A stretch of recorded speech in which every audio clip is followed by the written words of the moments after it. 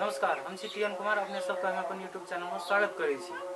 स्वास्थ्य आ हेल्थ से रिलेटेड जानकारी लगी अहाँ समक्ष चलि आयल छी, जे कि आइ के दिन में हम बात करब संचो के बारे में। जे संचो नेपाल में बहुत फेमस है। संचो के गप करी तो जड़ी बूटी से निर्मित है। वो आइयो के प्रोडक्ट नहीं है, लगभग हमार अहाँ के जन्मो नहीं भेल है तहिए से निर्मित प्रोडक्ट है संचो। संचो के बारे में अहाँ सबको जानकारी करायब, जे कि संचो की चीज में काम करे छै। मतलब संचो एक जड़ी बूटी से निर्मित है। वो मतलब अहाँ के हम देखाबे प्रोडक्ट जे संचो ई संचो है। संचो ई नेपाल में बन छै। ओना तो बहुत इंडिया में सप्लाई है, बहुत विदेशों में अगर बहुत सुनल छे। हमारा फीलिंग में फोन सब आवे छे तो संचो के डिमांड बहुते है। मतलब ये तो बहुत पहले 10 रुपया में भेटे, अखनी 35 रुपया में भेटे। ये मतलब देश विदेश दुनिया में सब अगर संचो के नाम सुनबे। ओना तो हमारे चैनल पर इंडिया आदमी देख रहा है, इंडिया में अगर नाम पर चर्चा सुनते हे, विदेश में भी सुनते हे। विदेशों जाते रहे थे तो लगभग ला दे लोग सब संचो के बारे में कहे। संचो की चीज में काम करे समझ राखब जे ई अहाँ के नेपाल में बनल है। जड़ी बूटी उत्पादन प्रोसेसिंग कंपनी द्वारा नेपाल सरकार से स्वीकृति प्राप्त है। ई कोटेश्वर काठमांडू में बने छै, काठमांडू में बने छै। अगर लेवल के गप करबे तो ई हम देखाबे छी अपने केहन छै। ई देखो संचो पैकिंग एहन है। ओना तो बाजार में बहुत तरह प्रोडक्ट एहन आवे छै। संचो नाम और नाम से वो चीज अहाँ सब बिल्कुल नहीं लेल करू जे ई संचो लेल करू। ई ओरिजिनल प्रोडक्ट छै। ई ऑयली जोगा छै, ई तेल जोगा छै। मतलब ई पाइने जोगा देख रहल छै, पाइन जोगा छै। ई अहाँ लगाओ। अगर काज के गप करबे तो ई हाथ जोड़नी, ढाढ़ दुखाय, सर्दी जुकाम खांसी, छाला, मतलब छाला में कोनो इन्फेक्शन है वो ठाम लगा सके। बहुत तरह अगर काम से अहाँ को कोनो भी किस्म के समस्या है ओहि सब में अहाँ लगा सके। एहिमे 4-5 गो इंग्रेडिएंट्स मिला छै। तेल और है छै, ई सब देख रहल छै। ई सब मिला छै, संचो कंपोजिशन छै।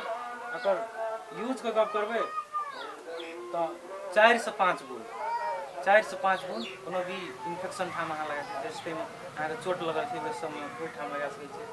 अहाँ के कपार दुखाय छै ओहो ना 3 से 4 बूंद लगा सके।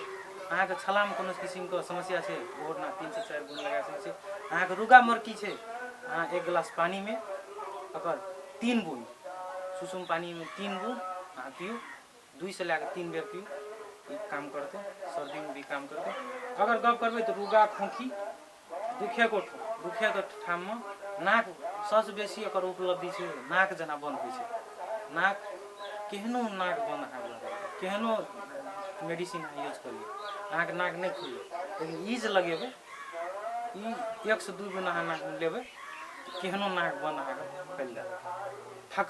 थकान ये और ना लगा सके। जीव दुखे मतलब शरीर दुखले और ना लगा सके। मांसपेशी मतलब मसल्स दर्द नोस दुखाई यहाँ के और ना लगा सके। तकर बाद मर के मतलब टूटल ठाम में जे फुलल सुलल है वो ठाम काम करे छै। सामान्य मतलब साधारण खाल के चिलाई छै वो ठाम अहाँ लगा सके। बच्चा से दूरे राखब।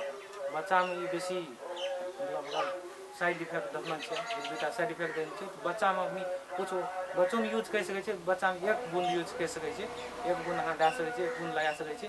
जे एडल्ट है वही में 3 बूंद लेकर 4 बूंद लगा सके। बच्चा में बिल्कुल नहीं यूज करूँ। अगर यूज करबे तो चिकित्सक के सलाह अनुसार यूज करबे, मतलब डॉक्टर के सलाह अनुसार यूज करबे। डॉक्टर से अहाँ भेट कर ई प्रोडक्ट के बारे में जानकारी लैकर तकर बाद यूज करबे, तब अहाँ के था हेतै। ओना तो बिना डॉक्टर से अहाँ यूज करबे तो अगर साइडो इफेक्ट भए सके छै बहुत। अगर जे इंग्रेडिएंट्स जे है छै मतलब जे अगर जड़ी बूटी जे रहे छै तो कारा खाल के जड़ी बूटी रहे छै। बच्चा में कतौ प्रभावो देखाबे छै। वो प्रभाव से अहाँ बचे के लगी एक डॉक्टर से कॉन्टैक्ट कऽ के डॉक्टर से सलाह अनुसार यूज करूँ एतबे कहब। और ई प्रोडक्ट के गप करबे अहाँ के मान ले कोनो भी मेडिकल शॉप में कतौ भी अहाँ के भेट जात, कोनो भी दुकान में, किराना दुकान से लैके अहाँ के कोनो भी दुकान में संचो अहाँ के भेटे छै। ई पूरे ई लीगल तरीका से कतौ भी अहाँ के भेट सके छै, कतौ यूज करू। ओना तो विदेशों में अहाँ के भेटे छै, विदेशों में अहाँ के कतौ भी उपलब्ध भए जात। संचो एकटा चिर परिचित नेपाल के नंबर 1 कंपनी छै। संचो बच्चा के मुँह में छै, बच्चा के मतलब था छै संचो की चीज छै। अहूँ सबके था हैत तो छोट मीट में एक छोट मीट जानकारी पेलू। अहाँ सब जानते हेबै संचो की चीज छै, अहाँ जानै छियै तऽ यूज करू। एक मतलब रिव्यू अहाँ के करालू संचो के बारे में। ई रिव्यू अहाँ के नीक लागल तो कमेंट में लिखब, कमेंट बॉक्स में बताएब। आगामी दिन में हम नया वीडियो जे बनाएब तो कनी और ओहिमे नीक हुए, इएह विश्वास करैत विदा मांगै छी। नमस्कार, धन्यवाद।